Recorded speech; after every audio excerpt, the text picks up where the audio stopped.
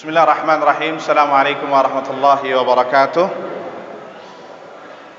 Alhamdulillahi rabbil alamin, wa bihi nasta'inu ala umuri dunya waddin, wassalatu wassalamu ala ashrafil anbiya'i wal mursalin, habibina wa nabina Muhammadin sallallahu alaihi wasallam wa ala alihi wa sahbihi wa sallama tasliman katsira ila yaumiddin, wa la haula wa la quwwata illa billah. Amma ba'd. Taib ikhwani fid din wal akhwat, guru-guru, musyrif dan musyrifah dan civitas Ma'had Minhaj Sahabah yang dirahmati Allah Subhanahu wa taala. Kita lanjutkan pembahasan kita di sesi kedua ini ya. Mudah-mudahan waktunya cukup untuk menghabiskan pembahasan tentang masalah kitab Al-Ashru Masail Muhimmah fi As-Siyam, 10 perkara penting dalam masalah puasa, karya Profesor Dr. Saleh bin Abdul Aziz bin Uthman Sindi hafizahullah ta'ala. Masuk ke permasalahan yang keempat, tentang ini banyak pertanyaan masalah ini nih ya, yang sering masuk, tentang puasanya orang yang safar ya, puasanya orang yang safar. Bagaimana puasanya orang yang safar? Sebelum masuk ke dalam pembahasan puasa orang yang safar, mudik, melakukan perjalanan, antum harus tahu dulu apa itu safar dan bagaimana syariat menamakan ini safar. Sehingga jangan dikit-dikit keluar 2 kilo, 3 kilo dibilang safar. Ya, harus tahu. Intinya pembahasannya lebar. Ya, anak-anak kuliah syariah lebih tahu ya masalah ini. Khilaf perkataan ulama sangat panjang sekali masalah safar. Ada yang mengatakan, pendapat yang masyhur terkenal Imam Syafi'i mengatakan bahwasanya safar kalau sudah mencapai 80 atau 83 kilo maka baru dikatakan safar. Ya, ada lagi yang mengatakan safar itu 1 hari 1 malam perjalanan. Ya, ini kurang lebih maknanya seperti itu. Kata Imam Syafi'i, 1 hari 1 malam itu 83 kilo. Ada yang mengatakan itu dikembalikan kepada urf masyarakat, kepada apa? Kepada kebiasaan masyarakat. Apakah ini mau dipandangnya safar apa tidak? Dipandangnya safar apa tidak? Sebagai contoh, Jakarta ke Bogor atau Bogor ke Jakarta berapa kilo? Berapa kilo? Nggak nyampe 83 kilo ya, 60 kilo kurang lebih ya. Antara 46 ya atau sampai 60 kilo. Apakah dikatakan safar apa tidak? Ini yang dibahas ya. Dikembalikan kepada urf masyarakat. Sehingga kata para ulama ini hasilnya, ringkasannya ya, disebutkan oleh Syekh Sulaiman bin Salimillah Ar-Ruhaili, kalau sudah mencapai 83 kilo, 80 atau 83 kilo, maka dia dikatakan musafir, orang yang sedang safar. Sehingga berlaku baginya hukum-hukum safar baginya. Boleh berbuka ya, boleh mengqashar salat. Paham? Boleh berbuka, boleh mengqashar salat kalau sudah 83. Di luar 83, di bawah 83 kilo itu dikembalikan kepada urf masyarakat, kepada kebiasaan masyarakat. Apakah 60 atau 50 kilo itu dikatakan safar apa tidak? Sekarang seperti ini. Bogor ke Jakarta itu safar apa tidak? Dilihat kebiasaan masyarakatnya bagaimana. Sekarang banyak orang yang tinggal di Bogor, kerja di Jakarta, tiap hari pakai kereta listrik, KRL, atau pakai bis, atau pakai mobil, pulang sampai Bogor lagi. Apakah dikatakan safar apa tidak? Atau hanya sekedar jalan ke Jakarta? Ya. Sejauh ini yang pernah saya perhatikan dan kami lihat itu bukan safar ke Jakarta. Ya, orang masyarakat tidak melihatnya itu safar, sehingga tidak qashar kalau ke Jakarta dari Taman Sari, tidak berbuka kalau antum ke Jakarta. Bisa dipahami? Karena belum 83 kilo. Berbeda kalau antum dari Tanjung Priuk sampai Cisarua atau sampai Cipanas sudah 83 kilo, maka silakan untuk berbuka atau mengqashar salat karena sudah lebih dari 83 kilo. Kurang lebih ya, ini maknanya seperti itu.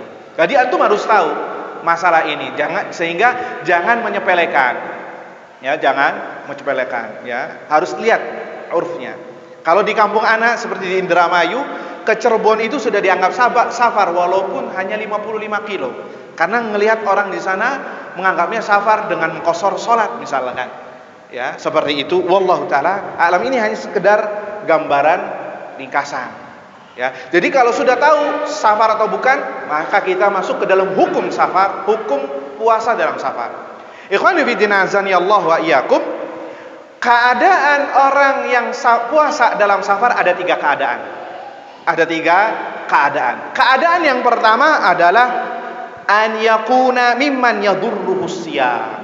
Kalau dia puasa akan membahayakan dia. Kalau dia berpuasa akan membahayakan dia perjalanannya. Misalkan dia driver, supir, ya. Kalau dia puasa, dia lebih tahu terhadap dirinya sendiri. Saya ini bakal ngantuk, sedangkan perjalanan ke Surabaya tol semua, jalurnya lurus. Ngantuk, saya nggak bisa, maka berbuka misalkan.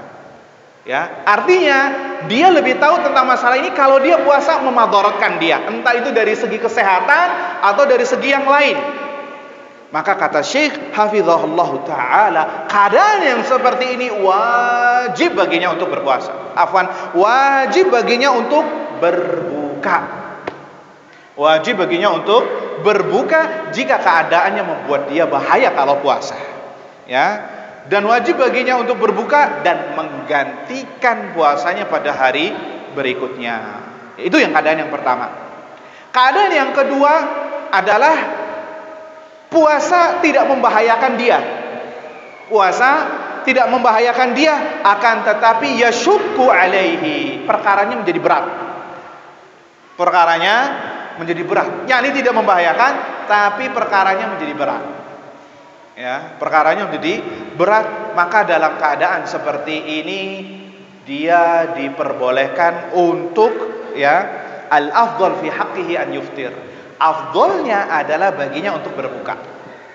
Afdolnya baginya untuk berbuka sebagai rukhsah, pemberian, dia mengambil hadiah dari Allah Azza wa Jalla. Karena Nabi SAW bersabda, sesungguhnya Allah mencintai seorang hamba tatkala mengambil hadiah dari Allah, yakni keringanan berupa qashar salat, berupa berbuka puasa ketika safar. Sebagaimana dia mencintai seorang hamba yang menjalankan ketaatan. Dan firman Allah Subhanahu wa taala, au ala safarin fa'iddatun min ayyamin ukhra, dan bagi orang-orang yang safar boleh berbuka puasa dan digantikan pada hari berikutnya. Jadi boleh baginya untuk berbuka. Afdolnya adalah untuk berbuka jika perkaranya menyulitkan. Ya, karena pernah Nabi SAW melihat ada seorang yang pingsan, lemes, ya, dinaungi oleh beberapa orang. Kenapa dia pingsan? Kalau dia berpuasa ketika safar. Maka kata Nabi SAW, laisa ambir amsiam amfis safar, dengan lahjah orang tersebut. Ya, bukan dari kebaikan seorang berpuasa di tatkala dia safar. Ya, itu yang kedua. Baik. Perkara yang ketiga, keadaan yang ketiga. Ya Ustaz, anak mau puasa mau nggak puasa keadaannya sama, nggak mendapatkan mara bahaya, tidak mendapatkan masyaqqah, kesusahan. Artinya perkaranya gampang-gampang, normal-normal saja. Maka orang yang seperti ini, ya, kata Syekh, diberikan 2 pilihan. Boleh baginya berbuka, boleh baginya berpuasa. Sebagaimana sabda Nabi SAW, in syi'ta fasum wa in syi'ta fa'aftir. Jika engkau kehendaki kamu berpuasa, jika mau engkau berbuka. Ya. Tapi pertanyaannya, mana yang lebih afdol? Berbuka atau berpuasa bagi yang keadaan ketiga, yang tidak mendapatkan apa-apa ini? Mana yang lebih afdol? Berbuka atau berpuasa? Hah? Naam Ahmadun? Berpuasa. Ada pendapat lain? Pendapat kedua? Ya, mana yang lebih afdol? Tadi kita katakan boleh baginya berbuka dan boleh baginya berpuasa. Tapi mana yang lebih afdol? Hah? Yang lebih afdol apa? Yang lebih afdol, na'am mumtaz, adalah berpuasa. Kenapa? Karena kebanyakan manusia itu ya lupa nanti di Syawal, di Dzulqa'dah, di Dzulhijjah, di bulan-bulan dia pernah punya utang puasa. Dan ini kebanyakan, atau malas-malasan, atau yusawwif, nanti diundur, akhirnya keinget-ingetnya ketika Ramadan berikutnya. Atau beberapa hari menjelang puasa, ya Allah dulu anak pernah mudik, anak berbuka. Maka kata Syekh, al-afdal baginya berpuasa ibra'an lidhimmah, sebagai bentuk ya dia terbebas dari lilitan hutang puasa, dan musara'atan li'ada'il wajib, bersegera untuk melaksanakan kewajiban. Ya, itu yang dimaksud oleh Syekh hafizahullahu taala. Ikhwani fiddin, azani Allah wa iyyakum. Ada pembahasan berikutnya, mata yajibu alaihil qadha. Kapan wajibnya membayar qadha puasa? Ya, kapan diwajibkan membayar qadha puasa? Apakah langsung Syawal dia bayar puasanya atau bagaimana? Kata Syekh hafizahullah taala, qadha'us shiyam wajibun muwassa'.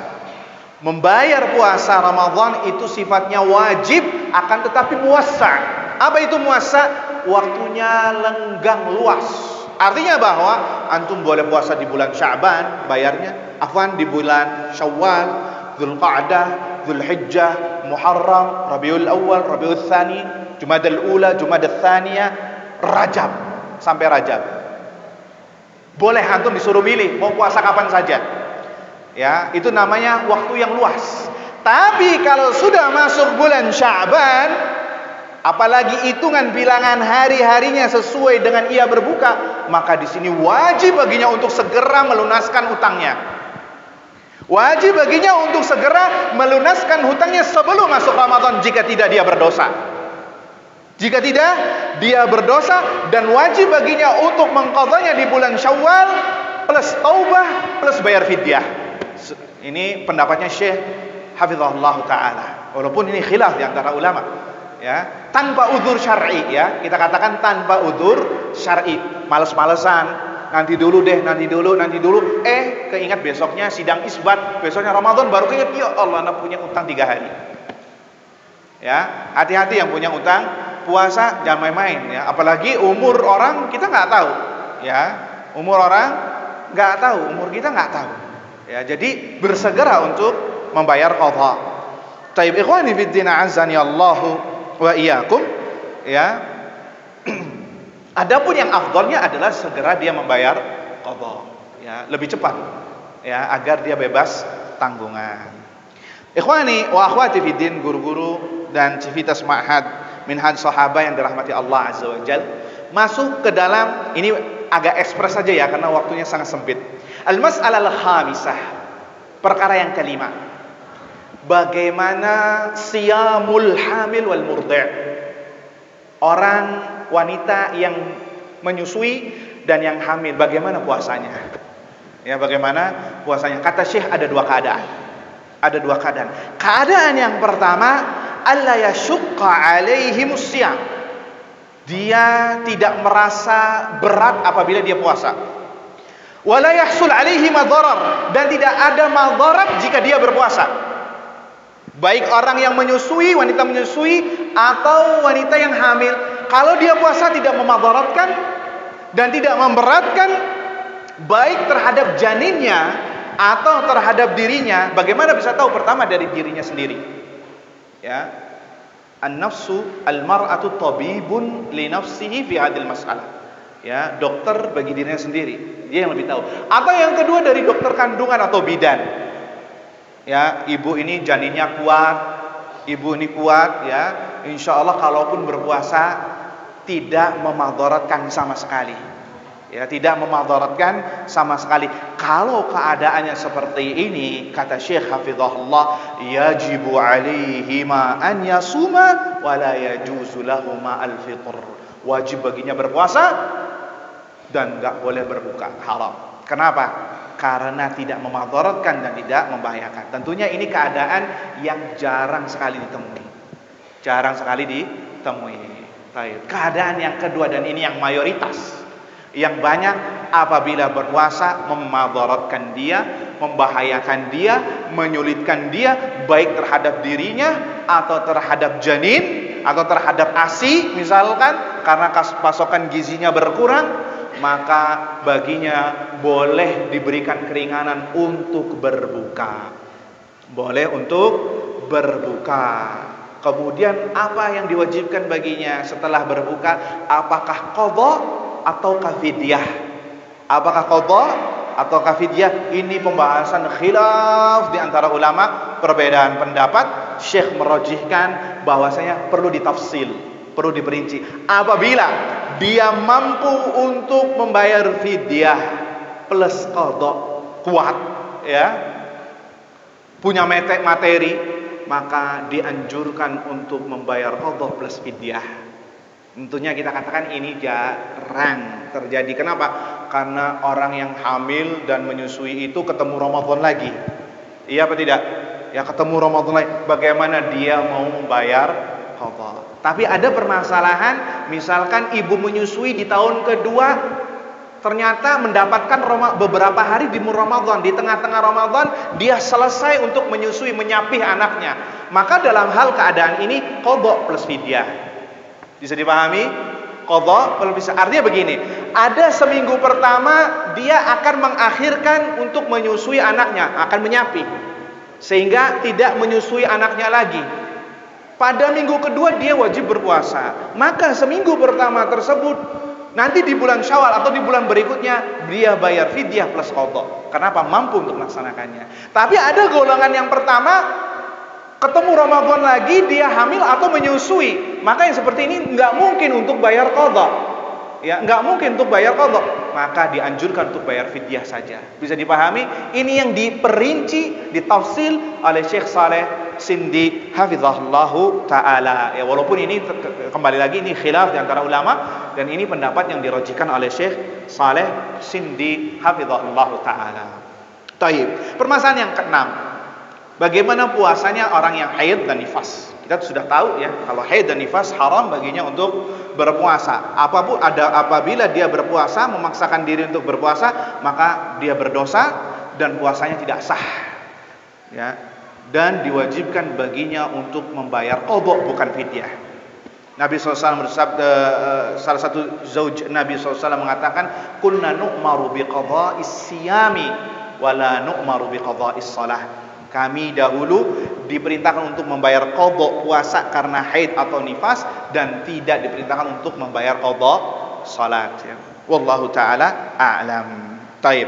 Ikhwani fid din azani Allah wa yakum. Pembahasan berikutnya yang ketujuh.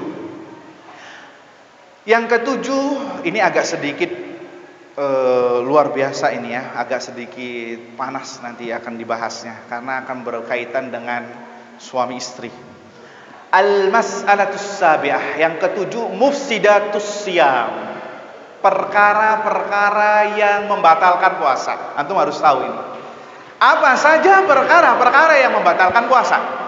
Di sini Syekh hafizahullah taala menyebutkan ada 6 perkara. Ada 6 perkara yang bisa membatalkan puasa. Yang pertama adalah, sudah kita tahu ya, al-aklu wasyurb, makan dan minum dalam tanda kurung secara sengaja. Makan dan minum secara sengaja.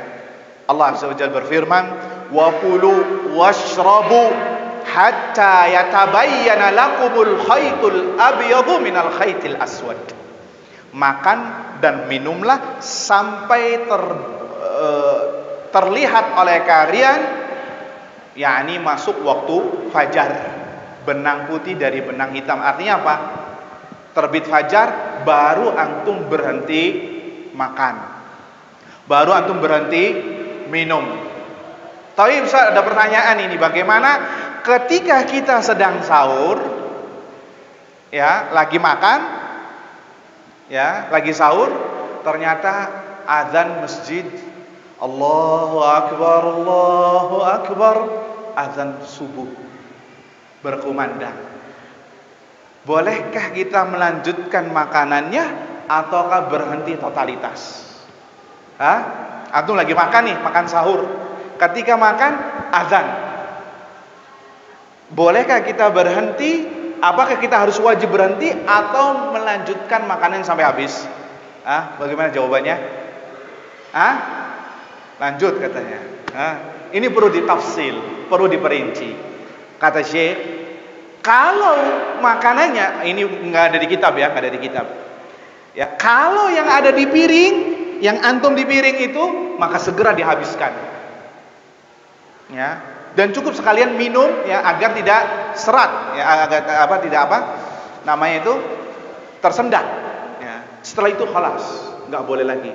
Artinya bahwa ketika antum makan nggak boleh ketika azan ambil telur, ngambil daging, ngambil acarnya, ngambil ayamnya, mumpung katanya masih ada di piring. Enggak.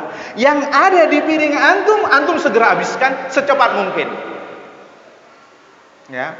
Enggak boleh untuk ngambil sana sini lagi kemudian nambahin, mumpung ada rukhsah, bukan. Yang ada di piring segera dihabiskan. Yang di luar piring enggak boleh diambil, haram.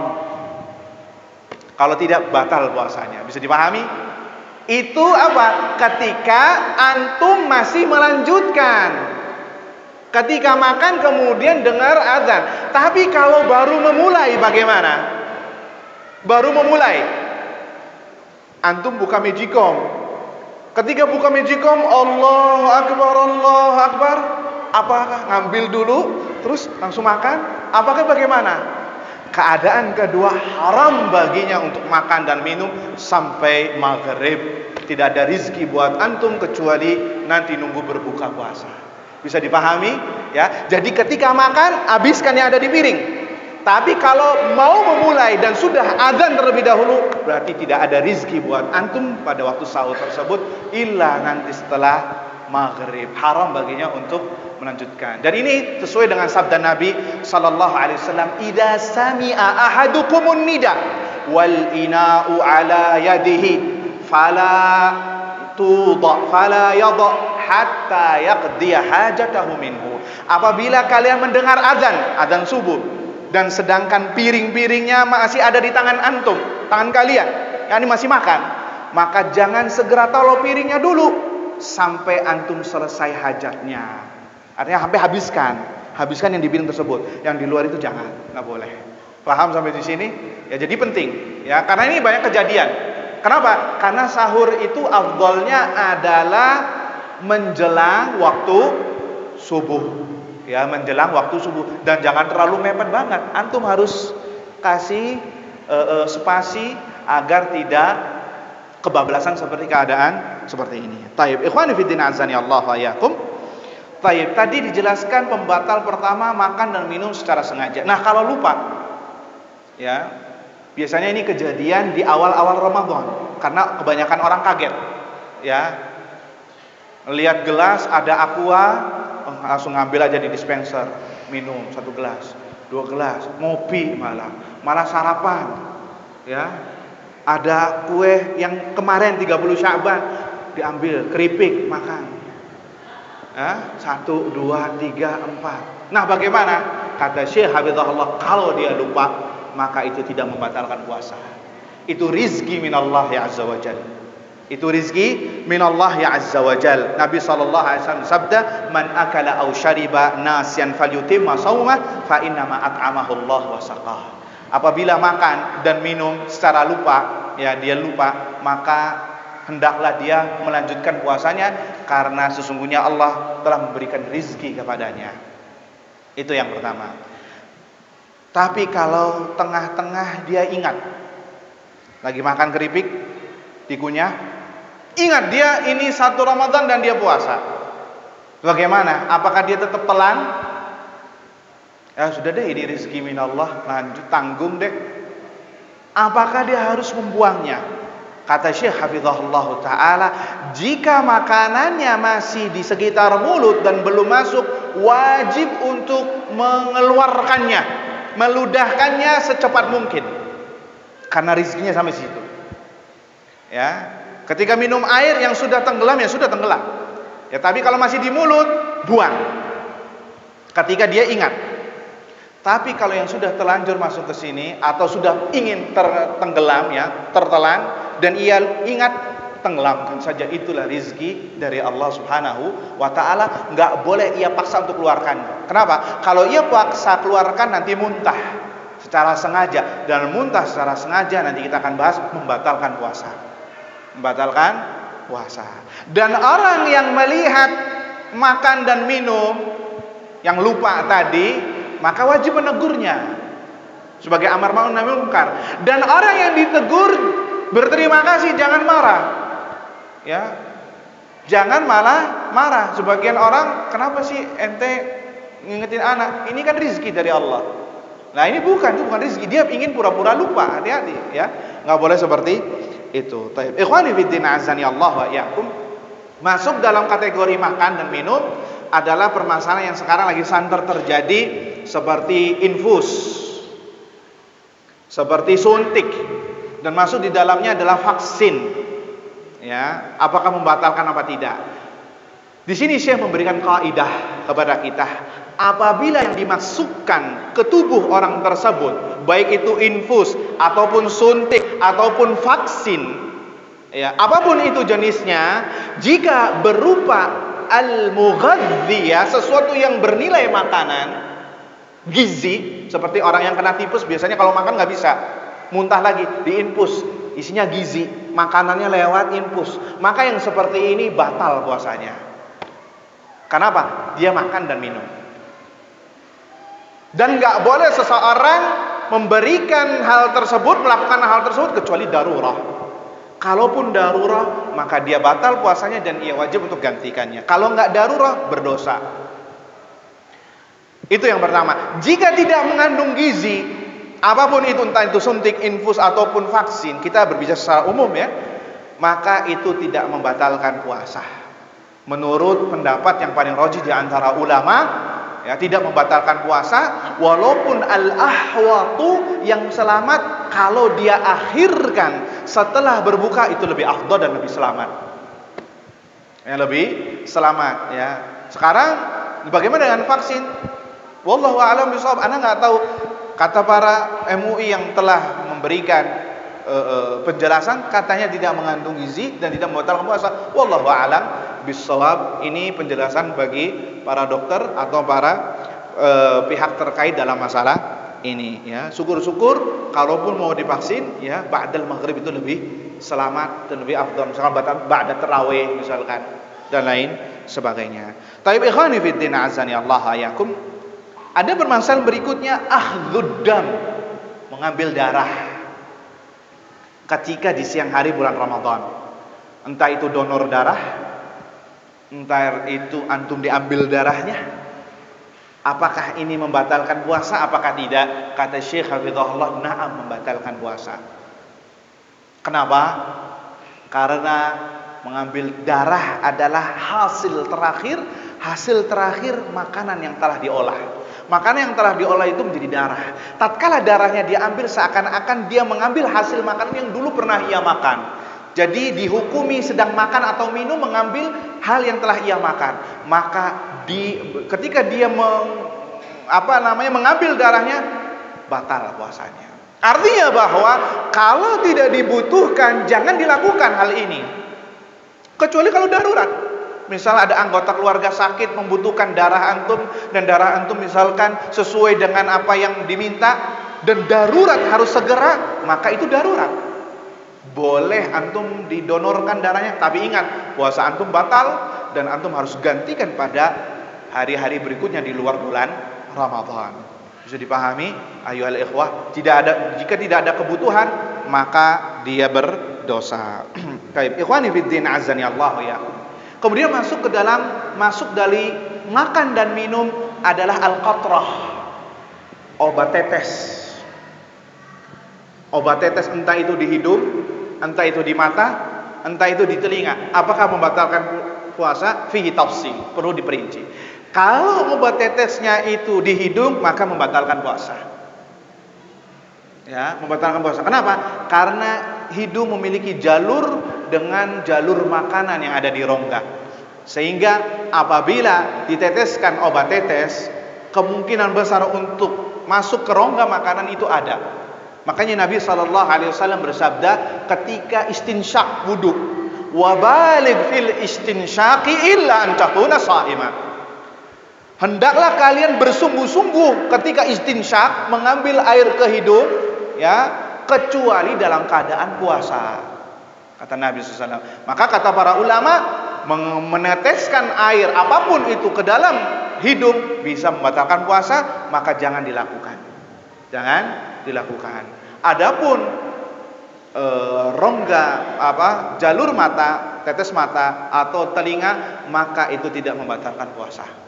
Tidak membatalkan puasa karena tidak ada kaitannya dengan rongga makanan. Wal iyadu nas'alullah salama wal afiyah. Taib, ikhwani fiddin azani Allah yakum. Tadi pembatal pertama makan dan minum. Pembatal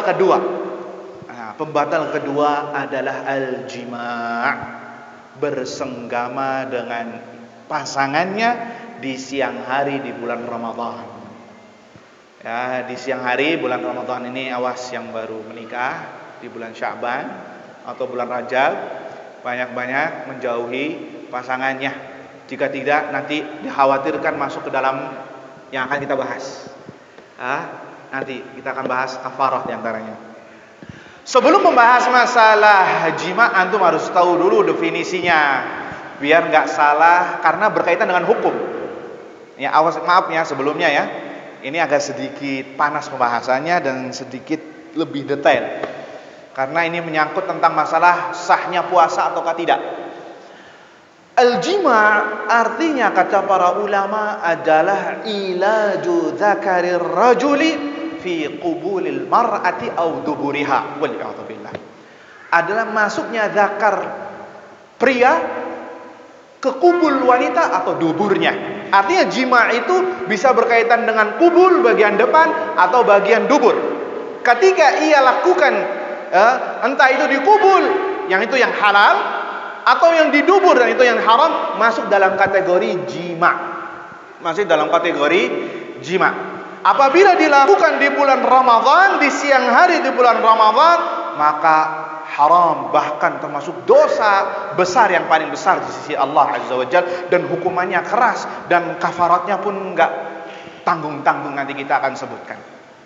Ikhwani fiddina azani Allahu wa iyyakum. Kata Syekh hafizahullah, fal jima' dengan berbagai jenisnya, entah itu di dubur ataupun di kubul, mufattir, membatalkan puasa.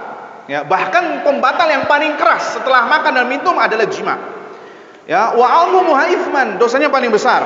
Oleh karenanya maka orang yang telah melakukan hal ini sudah terlanjur, ya, dan dia termasuk orang yang diwajibkan untuk berpuasa, mukim, sahih, orang yang mukim, orang yang sehat, orang yang baligh, orang yang akil, ya, maka dia orang yang diwajibkan puasa, maka ketika dia berbuat jima, ada beberapa hal yang akan menunggunya.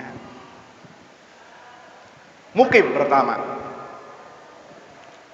berarti kalau musafir boleh enggak jima dengan pasangannya di siang hari bulan Ramadan?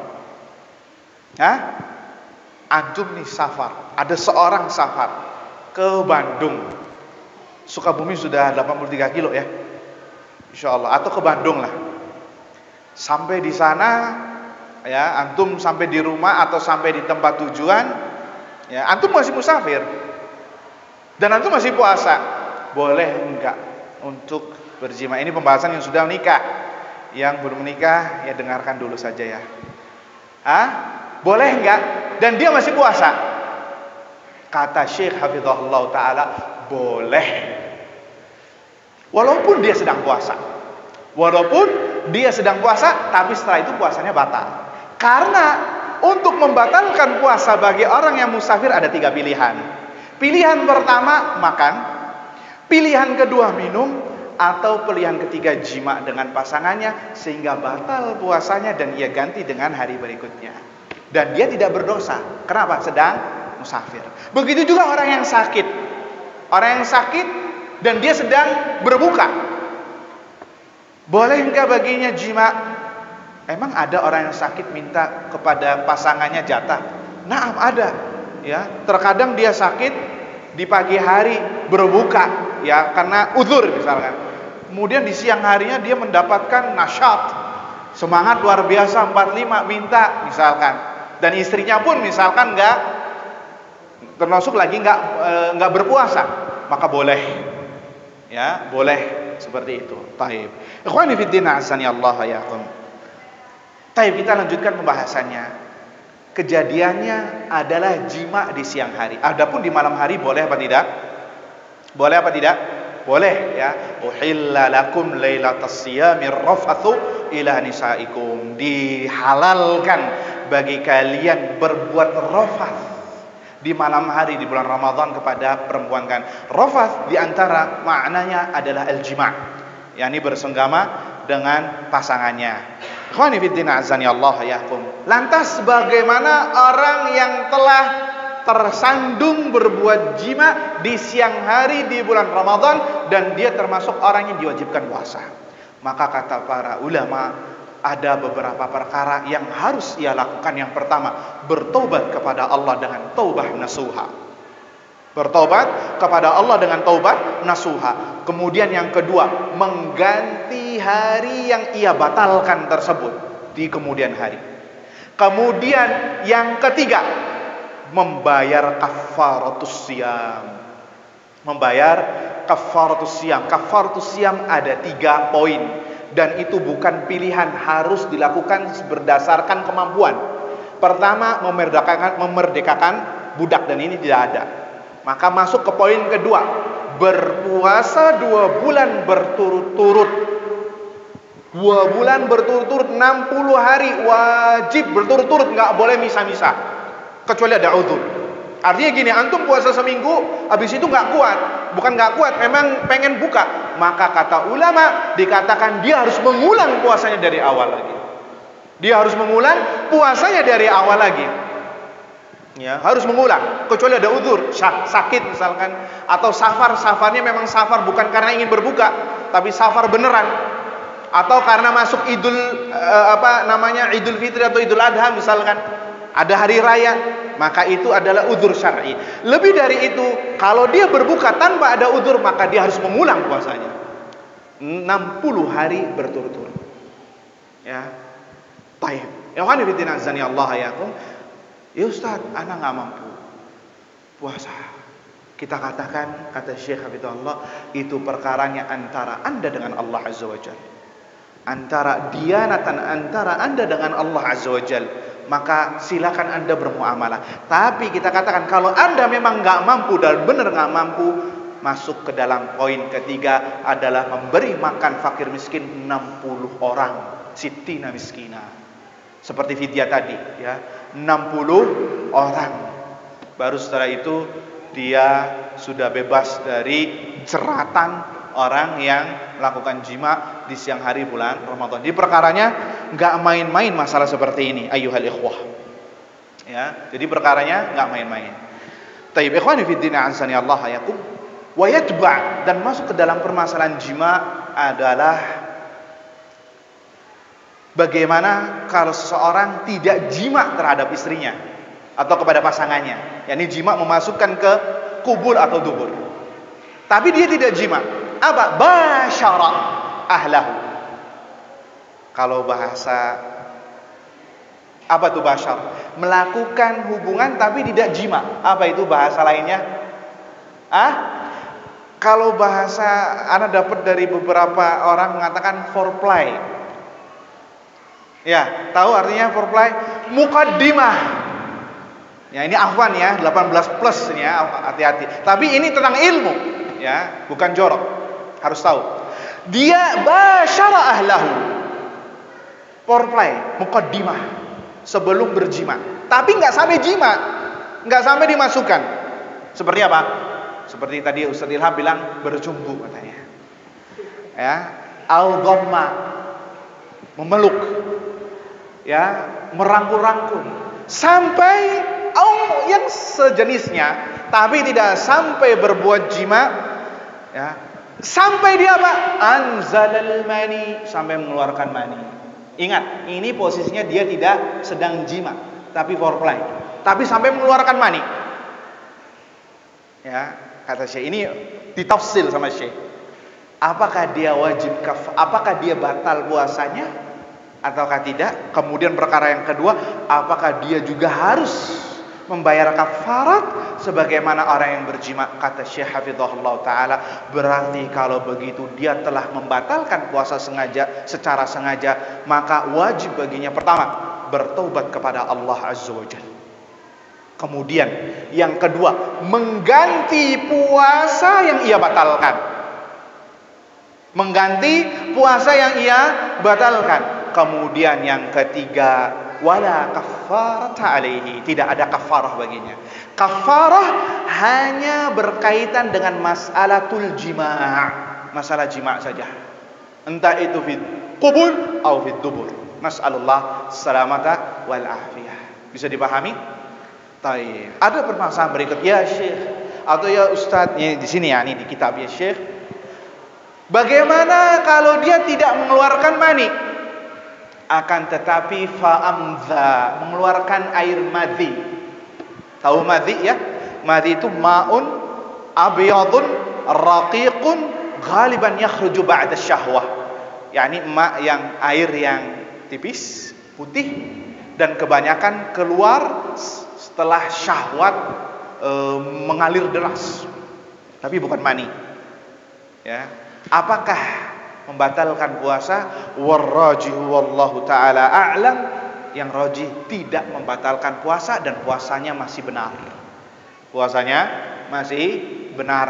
Ya, bisa dipahami ya. Jadi perlu ditafsil antara jima, foreplay yang mengeluarkan mani ya, atau tidak keluarkan mani tapi keluar madhi. Ada pembahasan khusus. Ikhwani fid din azani Allah wa iyyakum. Ada permasalahan berikutnya tentang masalah jima ini, mas'alatul qublah. Mas'alatul al-qublah. Apa itu qublah? Afwan, bercumbu dengan pasangan. Boleh enggak seorang yang berpuasa bercumbu dengan pasangannya? Ya, ini sekali lagi ana mohon maaf ya, ini pembahasannya sedikit panas, tapi ini ilmu harus dijelaskan karena ini berkaitan dengan hukum puasa. Wabil khusus banyak terjadi dan banyak pertanyaan di bulan puasa, wabil khusus para syabab. Kata Syekh hafizahullah, orang yang bercumbu dengan istrinya di siang hari bulan Ramadan ada dua keadaan. Ada dua keadaan. Keadaan pertama, apabila dia tahu diri bahwasanya kalau dia bercumbu terhadap pasangannya, ya, suami istri, dia bakalan jadi singa sirkus, ya, meronta kemana-mana, nggak tahu darat, air, udara, ya, nggak tahu kemana-mana. Yang penting fokus dengan dia, sampai bahkan bisa menjurus kepada sesuatu yang haram, yaitu jima. Maka haram baginya untuk mencumbu istri atau suaminya.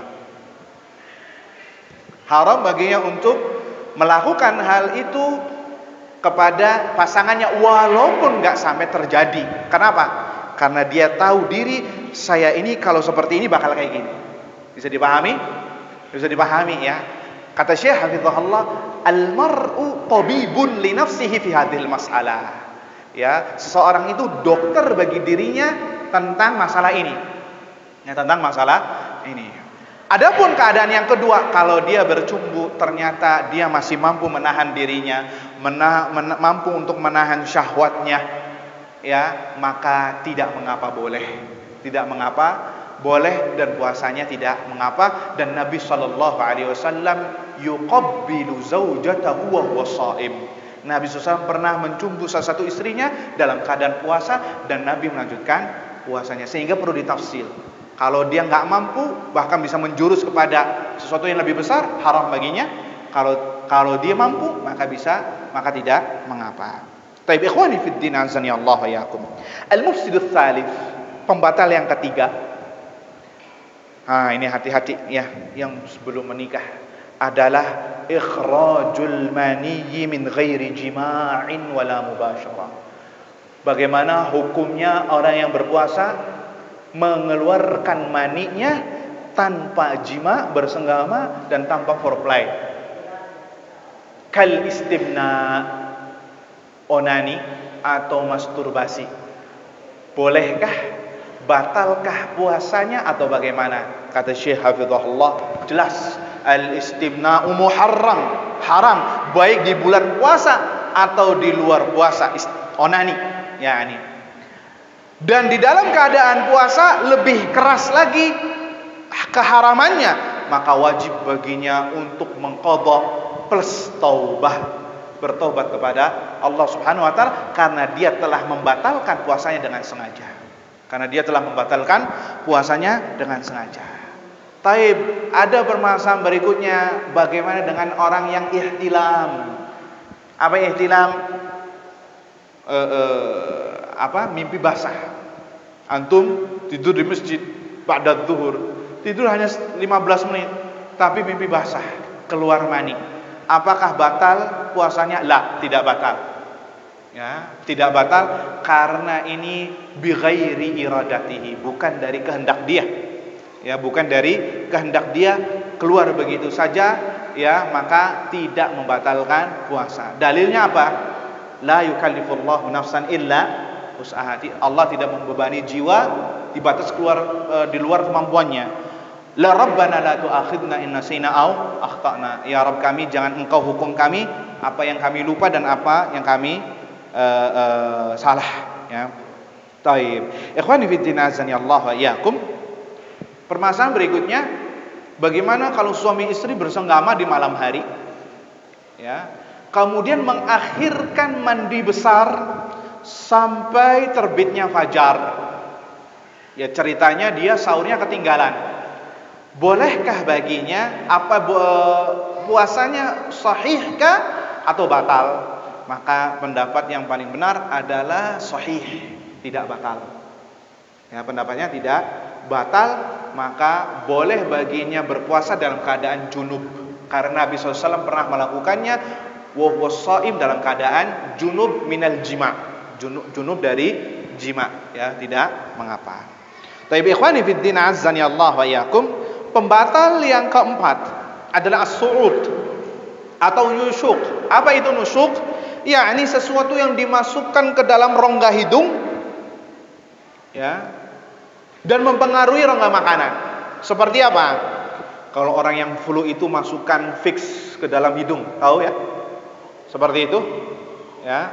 Maka kata Syekh Shalih Sindi hafizahullah, ini adalah mufattir, membatalkan puasa. Tadi telah jelas kita sebutkan, karena rongga hidung memiliki jalur dengan rongga makanan, sehingga tidak dibolehkan. Makanya kata para ulama, makruh kalau orang puasa, ya, ada bau rendang, ada bau ayam goreng, ya, kemudian kita, wah ini bau apa ini, enak kayaknya. Lah, ini makruh. Kenapa? Karena itu bisa mempengaruhi, ya, rongga makanan yang ada di dalam tubuh kita. Makanya diriwayatkan bahwasanya ulama salaf itu, ya, di antara mereka ada yang saking fakirnya cukup makan itu dengan apa? Mencium aroma makanan tetangganya kenyang. Saking kereknya, ya, saking nggak punya apa-apa. Makanya nggak boleh orang yang puasa kecuali kalau nggak sengaja, ya. Kita tutup hidung pakai masker tetap bau, ya itu ya sudah gimana lagi. Tapi kalau kita menyengaja, hati-hati, bisa jadi mempengaruhi tentang puasa, kesahihan puasa kita. Nas'alullah salamah wal afiyah. Baik, masalah pembatal yang kelima adalah at-taqayyu, muntah dengan sengaja. Muntah dengan sengaja. Dan muntah dengan sengaja ini ada dua keadaan. Keadaan yang pertama, dia memasukkan jarinya ke bagian ujung mulut, kemudian dia muntahkan, maka ini batal. Kemudian cara yang kedua adalah dengan dia selalu melihat hal-hal yang menjijikan, pemandangan yang menjijikan, dan dia tahu kalau dia sering lihat hal tersebut dia bakalan muntah, maka ini dihukumi hukum muntah dengan sengaja, batal puasanya, haram dan dia berdosa. Bisa dipahami? Adapun muntah secara tidak sengaja, misalkan antum ketika safar mabuk, misalkan di perjalanan mabuk safar, ini bukan mabuk khamr, maka itu di luar kehendak kita dan tidak membatalkan puasa. Taib ikhwani fiddin azani Allah wa yakum. Pembatal yang keenam dan ini yang terakhir yang disebutkan oleh Syekh dari perkara yang ketujuh adalah al-hijamah, berbekam. Berbekam, ya mengeluarkan darah, telah kita sebutkan adalah termasuk membatalkan puasa. Walaupun ini khilaf di antara ulama, warrajih wallahu taala a'lam adalah membatalkan puasa. Orang yang dibekam dan yang membekamnya batal puasanya. Nabi sallallahu alaihi wasallam bersabda, "Aftaral hajim wal mahjum." Orang yang membekam dan yang dibekam batal. Kecuali kalau artinya bahwa kalau antum nggak punya hajat, kebutuhan untuk berbekam di siang hari, maka nggak boleh dulu untuk berbekam. Berarti kalau antum berbekam padahal belum ada kebutuhan, berarti anda telah membatalkan puasa dengan sengaja, haram. Ya, haram. Dan masuk di dalamnya sejenis bekam, yaitu fasdu, yakni yang dimasukkan ke dalam pembuluh darah, jarum, kemudian darahnya mengucur, ya satu mangkok misalkan, itu dihukumi dengan hijamah, berbekam, dan ini membatalkan puasa menurut pendapat yang paling rajih, wallahu taala a'lam.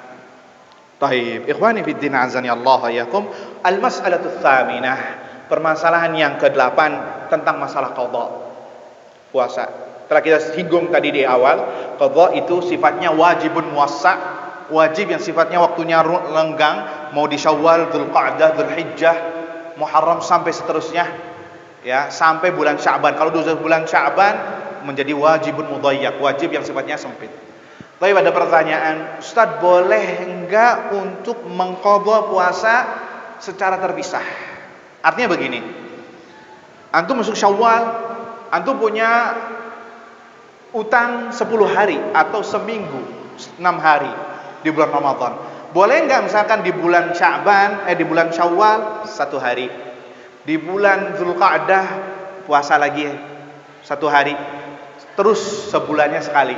Boleh, tidak masalah. Walaupun yang afdal adalah bersegera dihabiskan karena umur orang nggak ada yang tahu. Bisa dipahami?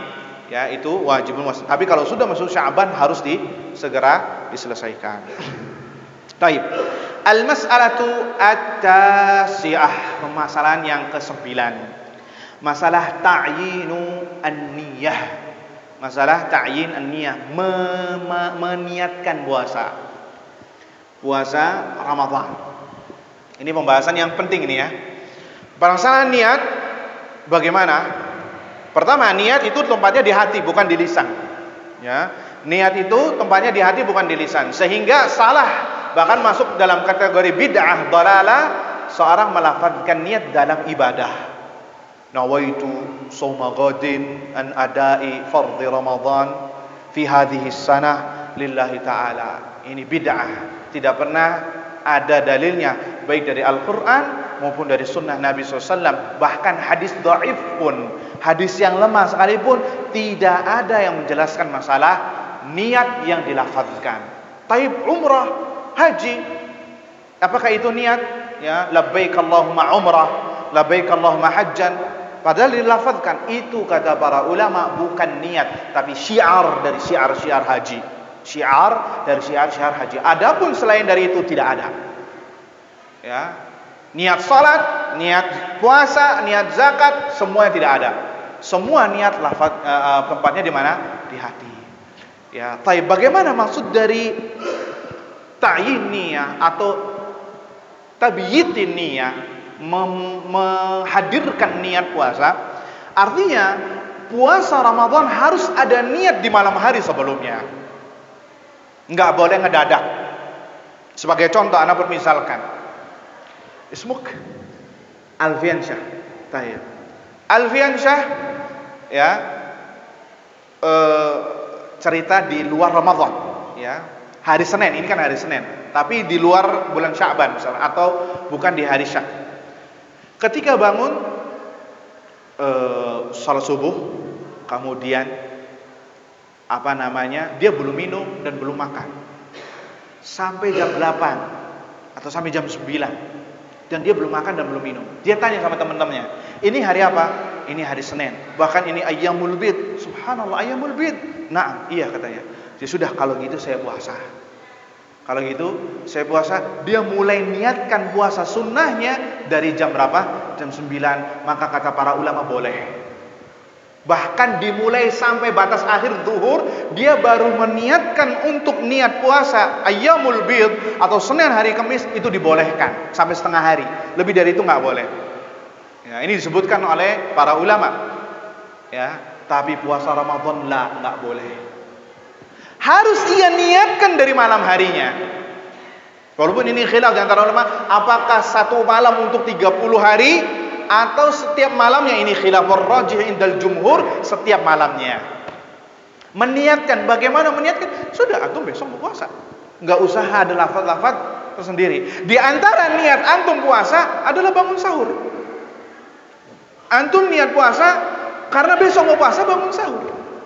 Sudah, nggak ada lagi. Ya, nggak ada lafaz-lafaz tertentu. Sama seperti antum ingin salat zuhur ke masjid, niatnya apa? Antum keluar menuju ke masjid, itu niatnya sudah. Ya, antara antum dengan Allah Azza wa Jalla. Atau adapun yang sengaja atau yang nggak meniatkan dari malam harinya, misalkan baru pulang safar atau habis sakit misalkan di tengah-tengah Ramadan kemudian sembuh, dan dia baru ingat dia sudah sembuh di siang hari bulan Ramadan, maka dia belum meniatkan. Harus diniatkan dari malam hari. Ini yang disebutkan permasalahan niat di bulan puasa. Wallahu taala a'lam. Apa dalilnya? Innamal a'malu binniyat. Ya, dan disebutkan secara panjang lebar masalah ini, wallahu taala a'lam. Baik, permasalahan yang terakhir dan ini kita tutup adalah sunanus shiyam wa adabihi. Sunnah-sunnahnya puasa dan adab-adabnya. Apa saja niat-niat sunnah-sunnah dan adab-adab puasa. Kata Syekh Hafizahullah Ta'ala, ada banyak sekali sunnah-sunnah dan adab puasa, tapi yang disebutkan di sini ahammuha, yang paling terpenting diantaranya pertama as-sahur. Sahur adalah termasuk dari sunnah puasa dan ini ibadah. Ya, dan Nabi SAW mengkhabarkan bahwasannya sahur ini terdapat keberkahan. Jadi jangan disepelekan ya ikhwah. Walaupun antum dengan air minum, hanya dengan korma seteguk air putih, ya jika antum bangun untuk dalam rangka sahur, maka dinilai ibadah dan diganjar pahala. Bahkan orang-orang yang sahur mendapatkan doa dari malaikat. Allahumma arham mutasahhirin, Allahumma arham mutasahhirin, Allahumma arham mutasahhirin. Ya Allah, rahmatilah orang-orang yang sahur. Ya Allah, rahmatilah orang-orang yang sahur. Ya Allah, rahmatilah orang-orang yang sahur. Dan doanya malaikat mustajab. Jadi jangan disepelekan. Bukan hanya sekedar antum makan, bukan hanya sekedar antum minum, tapi ini ibadah. Tutsabu alaihi, mendapatkan pahala. Ya, sehingga kalau ini ibadah ayyuhal ikhwah, jangan antum campurkan dengan maksiat. Lihat ya, acara-acara di TV sahur isinya maksiat, nggak ada kaitannya dengan sahur. Ya, acara dangdut, acara joget, acara yang nggak jelas sama sekali, bahkan mengotori orang-orang yang sedang sahur dan orang-orang yang sedang puasa. Jadi ini ibadah. Bahkan sahur adalah waktu istajabatu da'wah, waktu yang diijabah doanya. Allah Azza wa Jalla turun ke langit dunia sepertiga malam terakhir. Allah Azza wa Jalla berfirman, ya, man istaghfarani astaghfirullah. Barang siapa yang memohon ampun akan aku ampuni. Man yas'aluni fa'utiya lahu. Barang siapa meminta kepadaku akan kubulkan. Wa man yad'uni fa'astajib lahu. Dan barang siapa yang berdoa akan kuberikan, kuperkenankan secara langsung. Jadi tidak hanya sekedar sahur saja, tapi banyak fadilah yang luar biasa. Nabi SAW bersabda, tasahharu fa inna fis sahuri barakah. Sahurlah karena dalam sahur ada barakah. Di antara keberkahan dunia dan akhirat. Keberkahan dunia, antum lebih kuat, antum lebih semangat, antum lebih bertenaga. Beda dengan orang yang tidak sahur. Kemudian pahala. Ya, kemudian doa malaikat sebagaimana tadi yang telah disebutkan. Ya, jadi jangan disia-siakan, ya, jangan disia-siakan waktu munajat kepada Allah Subhanahu wa taala, dan kesempatan Ramadan untuk tahajud itu besar sekali, ya. Dengan antum bisa dibantu dengan sahur. Taib ikhwani fi din azani Allah wa iyyakum. Dan sunnah ketika sahur adalah diakhirkan. Ya, para sahabat memprediksi yang afdalnya adalah 50 ayat, 50 ayat membaca Al-Quran. Ya, Tapi jangan terlalu mepet banget, nanti kayak kejadian tadi ya. Antum perkirakan saja, mungkin setengah jam ya. Jangan sahurnya jam 3. Habis itu ya nanti jam 7, jam 8 ya antum lapar lagi. Al-afdalu dan yang sunnahnya adalah kapan? Qubail adzanil fajri. Ya, menjelang adzan subuh ya, itu afdalnya. Boleh dengan air putih ya, sudah dikatakan sahur. Minum korma berapa biji, makan korma berapa biji, sudah dikatakan sahur ya. Nah, adapun dalam masalah berbuka, sunnahnya adalah dengan bersegera ya. Sunnahnya apa? Bersegera ya. Mazalatil ummatu bi khairin ma'ajjalul fitr. Umat ini senantiasa mendapatkan kebaikan selagi mereka menyegerakan berbuka. Ya, begitu azan, waktu matahari sudah benar-benar tenggelam ya, maka segera berbuka dan enggak boleh ditunda-tunda. Bahkan apabila ditunda-tunda tanpa ada uzur syar'i, maka dia telah menyerupai Yahudi. Karena kita diperintahkan untuk menyelisih Yahudi, karena mereka berbuka puasa sampai bintang terbit. Artinya sudah gelap sekali, ya baru mereka berbuka. Dan kita tidak boleh untuk meniru kebiasaan mereka. Dan sunnahnya ketika berbuka adalah pertama dengan rutab. Dengan rutab. Apa itu rutab? Tamar yang agak sedikit seger atau basah ya. Ya, itu rutab. Kalau tidak ada rutab, tamar, korma kering. Kalau tidak ada korma yang kering, yang manis-manis. Entah itu juga masuk di dalamnya teh manis. Ya, atau kolok pisang, misal hal-hal yang berbau manis. Kenapa? Karena sesuatu yang manis dibuka dengan manis akan menyuplai lambung biar lambungnya nggak kaget. Itu yang pertama. Yang kedua, hal yang manis-manis memberikan energi tambahan sehingga antum nggak terlalu lemes. Subhanallah, ini mukjizat dari mukjizat Nabi SAW. 14 abad lalu Nabi mengatakannya, dokter baru-baru sekarang mengumumkannya. Subhanallah ya. Orang yang hidup di atas sunnah pasti hidupnya berkah. Ya, ini disebutkan oleh ulama. Karena apa? Akan dia mendapatkan hikmah-hikmah yang ia gali. Ya, terus kenapa? Karena bersumber dari Al-Quran dan sunnah Nabi SAW. Kalau tidak ada sama sekali, tidak ada korma, tidak ada rutab, tidak ada tamar, tidak ada manis, maka yang terakhir adalah berbuka dengan air putih. Intinya dibatalkan.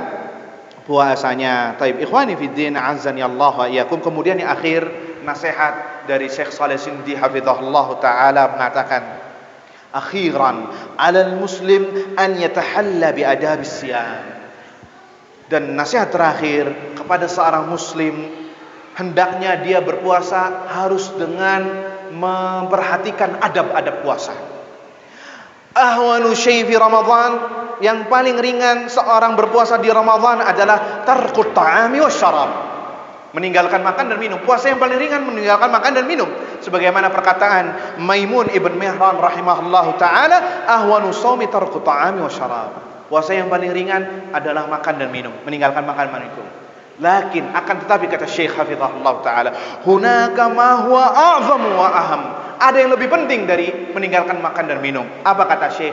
An yasuma sam'uka wa an yasuma basaruka wa an yasuma lisanuka amma harrama Allah subhanahu wa ta'ala. Hendaknya matamu, pendengaranmu, penglihatanmu dan lisanmu juga harus berpuasa dari hal-hal yang diharamkan oleh Allah subhanahu wa ta'ala. Ini penting. Banyak sekali dari kaum muslimin yang hanya menahan puasa dari hal yang mubah, makan dan minum serta bersenggama, tapi dia terhadap hal yang haram dia tidak ditahan.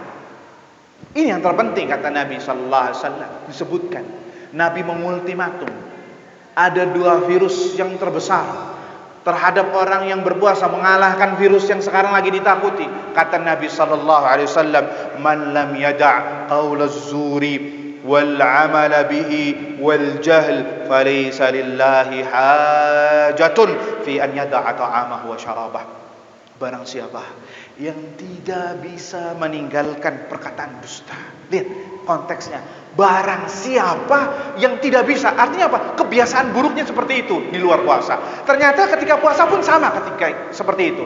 Man lam yada', barang siapa yang tidak bisa meninggalkan qaul az-zur, perkataan dusta, wal amala bihi, kata para ulama, amal bihi jami'an wa muharramat, seluruh amalan yang haram, wal jahl, dan tindakan-tindakan kejahilan. Apa tindakan-tindakan kejahilan? Yakni disebutkan di sini seperti berteriak-teriak di pasar, atau teriak-teriak misalkan di ma'had, di kantor, ya, ketawa terbahak-bahak. Kalau Nabi SAW kalau ketawa itu kelihatan gigi gerahamnya saja, tapi kalau kita kalau ketawa mulutnya segini, ya, besar, ya, ketawa terbahak-bahak dan dia dalam keadaan puasa. Artinya segala sesuatu yang mengurangi kewibawaan dan muruah dia.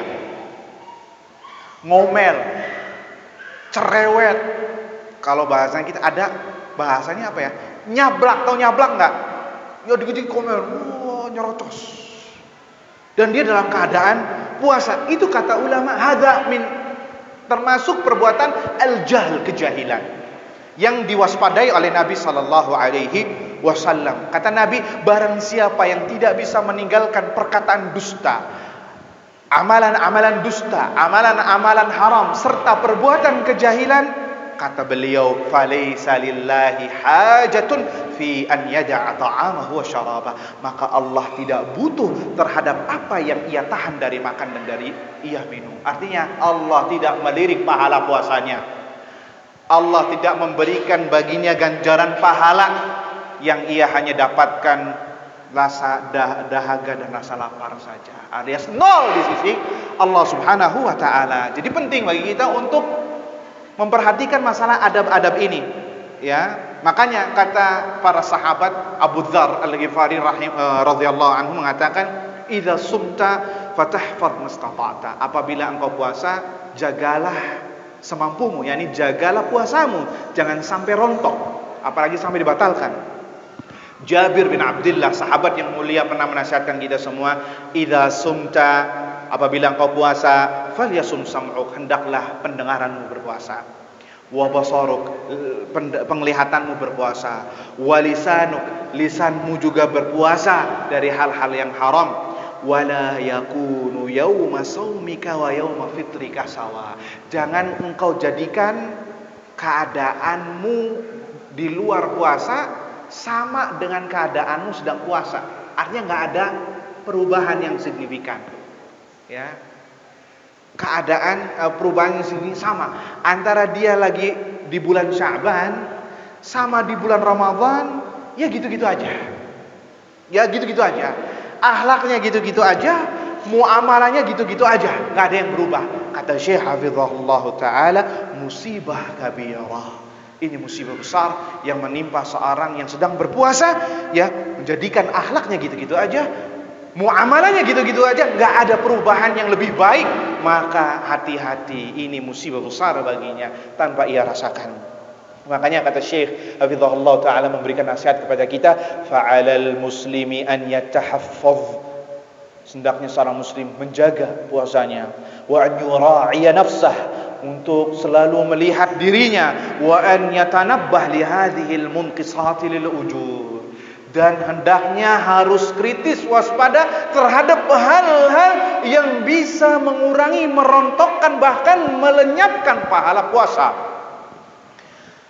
Di antara yang bisa melenyapkan puasa, kata Syekh hafizahullah taala, adalah tentang hadhil fadaiyat allati takhdish siyaman muslim bal tukhdish imanah wa taqdah fihi, yakni channel-channel TV, ya, yang mana kebanyakan acaranya mengotori puasa seorang, bahkan mengotori imannya, bahkan melenyapkannya, mengotorkan hatinya. Hati-hati. Jauh lebih dari itu semua, sekarang bukan zamannya TV lagi, smartphone. Hati-hati. Surga dan neraka ada di dalam hal tersebut, ya. Bahkan seorang muslim ketika, ya, sholat langsung buka HP-nya. Lihat, hati-hati. Hatta antum ketika buka smartphone, ya, HP, ya, gadget apapun itu, lihat, antum sedang puasa. Lisanmu, matamu, pendengaranmu, hati-hati. Awas musik ya. Hal-hal yang haram. Jika antum paksa lihat dan antum sedang puasa, hati-hati. Jangan-jangan puasa antum bisa batal tanpa sadar. Wal iyadzu billah. Bahkan kata Syekh Hafizahullah taala mengatakan ya, kebanyakan orang di bulan Ramadan ya, dari bangun subuh waktu sahur sampai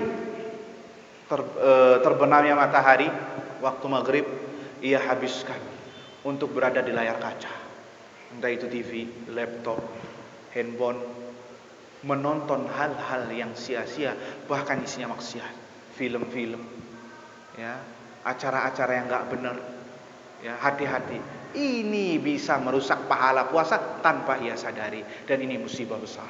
Dan dia harus cemburu dalam masa ini, dan dia harus waspada. Kenapa? Kalau dia nggak cemburu, dia nggak waspada di bulan Ramadan ini, kapan lagi dia mau akan berubah? Hati-hati. Dan kebanyakan acara-acara tersebut ketika di bulan Ramadan dibikin sekemas mungkin, semenarik mungkin. Hati-hati.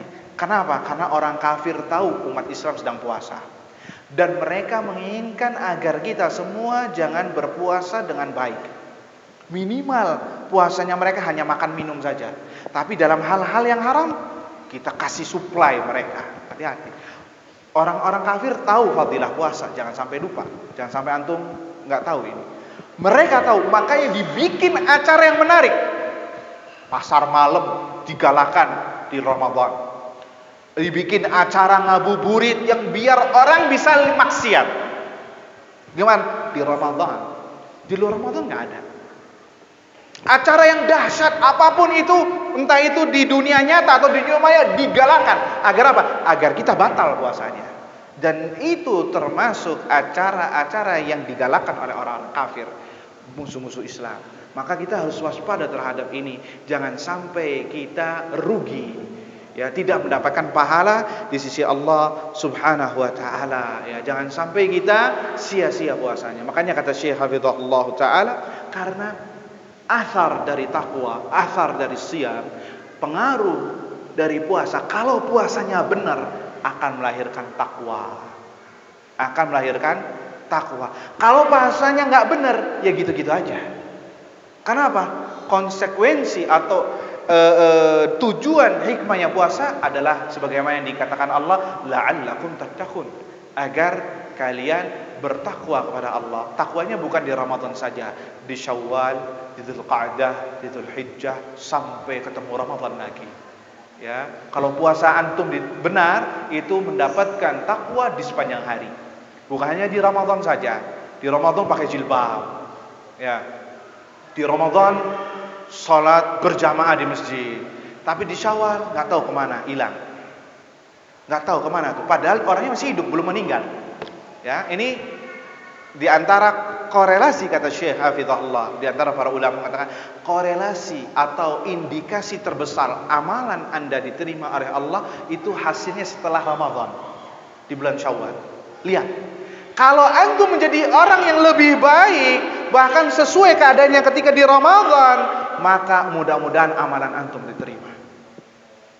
Tapi kebalikannya, kembali lagi seperti bulan Sya'ban, maka kata para ulama, fakabbir alaihi arba'a, bertakbirlah untuk orang tersebut 4 kali. Salat jenazah, musibah azimah. Ya, nas'alullaha salama wal afiyah. Kata Syekh di akhir, fatub ilallah ya Abdullah, bertobatlah kepada Allah wahai hamba Allah. Luangkanlah, jadikanlah waktumu di bulan Ramadan, di siangnya, di malamnya dengan zikir kepada Allah, dengan membaca Al-Quran, karena bulan Ramadan adalah bulan Al-Quran. Kemudian boleh menutup dengan bait syair mengatakan, ya dzalladzi ma kafahu dzambu fi Rajab hatta asa rabbahu fi syahri Sya'ban. Wahai jiwa yang tidak puas berbuat dosa di bulan Rajab hingga ia bermaksiat lagi di bulan Sya'ban. Laqad adhallaka syahrus shaumi ba'dahuma fala tusiruhu aidan syahru isyani. Telah datang kepadamu bulan puasa setelah keduanya, nih bulan Rajab dan bulan Sya'ban, maka jangan engkau jadikan bulan puasa tersebut bulan maksiat juga sebagaimana engkau telah maksiat di bulan Rajab dan di bulan Sya'ban. Watlu'il Qur'ana wasabbih fihi mujtahida fa innahu syahru tasbihun wa qur'ani. Bacalah Al-Qur'an dan pujilah Allah dengan segala ketulusan, karena inilah bulan pujian, bulan tasbih dan bulan membaca Al-Qur'an. Kam kunta ta'rifu mimman sama fi salafin min baini ahlin wa jiranin wa ikhwani. Berapa banyak mereka yang dahulunya berpuasa bersama kita, dari keluarga, tetangga hingga saudara. Afnahumul mautu wastabqaqa ba'dahum hubbin hubba fama aqrabal qasi minad dani. Maut telah menjemput mereka, meninggalkanmu seorang diri. Sungguh alangkah dekatnya kematian itu dibanding mereka yang berada di samping kita. Dahulu kita berpuasa dengan orang, ya, dengan kerabat kita, keluarga kita, teman-teman kita, tarawih bersama, sahur bersama, mungkin berbuka bersama, membaca Al-Quran, bahkan bermusabaqah saling menghatamkan Al-Quran. Sekarang kata Syekh, orangnya sudah ditimbun di bawah tanah dan masih menyisakan Anda di bulan Ramadan. Artinya ini adalah fursa, kesempatan besar Allah telah menyampaikan Anda di bulan Ramadan.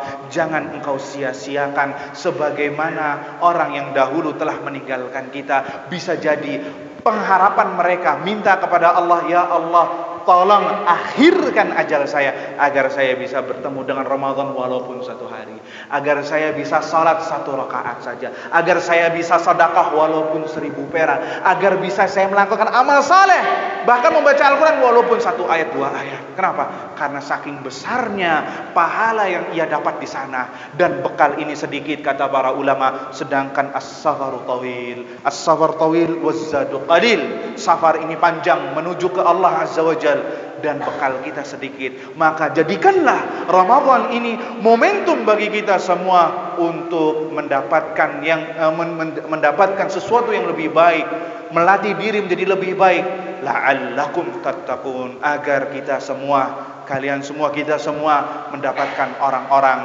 yang digelari oleh Allah, orang yang bertakwa. Mudah-mudahan ini saja yang disampaikan. Kita memohon kepada Allah Azza wa Jalla an yuballighana as-siyam fi an yuballighana Ramadan, agar Allah Azza wa Jalla menyampaikan kita ke bulan Ramadan yang hitungan jam lagi atau hitungan hari lagi. Dan kita memohon kepada Allah Azza wa Jalla agar kiranya Dia memberikan kemudahan, taufik dan hidayah untuk bisa melakukan amal saleh di dalam bulan Ramadan. Wassallallahu ala nabiyina Muhammad. Kita cukupkan sampai di sini materinya. Alhamdulillah sudah rampung pembahasannya. Apabila ada beberapa waktu, sekitar beberapa menit untuk pertanyaan, falyatafaddal mashkura, jazakallahu khairan.